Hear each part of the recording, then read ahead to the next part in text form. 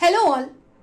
మనం కొన్ని గ్రామాల్లోకి ఎంటర్ అయ్యేటప్పుడు బోర్డులు చూస్తుంటాం. పూర్తి మద్యపాన నిషేధ గ్రామం.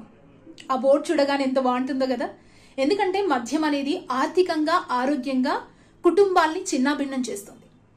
సో చాలా గ్రామాలు పూర్తి మద్యపాన నిషేధ గ్రామాలుగా వాళ్ళ గ్రామాన్ని తీర్చిదిద్దుకున్నాయి. అలాగే జనగామ జిల్లా చిల్పూర్ మండలం నష్కల్ గ్రామస్తులు కూడా ఈ నిర్ణయానికి వచ్చారు. తమ గ్రామంలో ఇక నుంచి ఎవరూ మద్యం అమ్మడానికి వీల్లేదు అంటూ గ్రామ పెద్దలు, సర్పంచ్ అందరూ కలిసి ఒక తీర్మానం చేసుకున్నారు.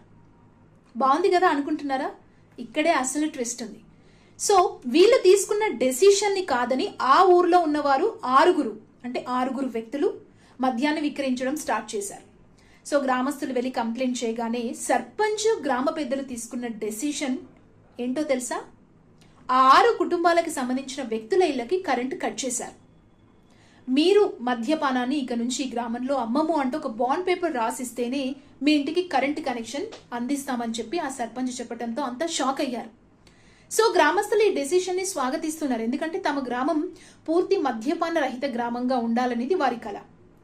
సో ఆ ఊరి సర్పంచ్ తీసుకున్న డెసిషన్ మీద మీ కామెంట్ ఏంటి చెప్పండి.